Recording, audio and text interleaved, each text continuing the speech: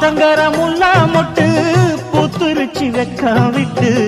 ஆசையில தொட்டு புட்டேன் நெஞ்சுக்குள்ள ஜல்லிக்கட்டு புடிவாரமானே ஒரு கடிவாளம் போட்டேன் மலை நாட்டு தேனே ஒன்ன மடி மேல சாச்சேன்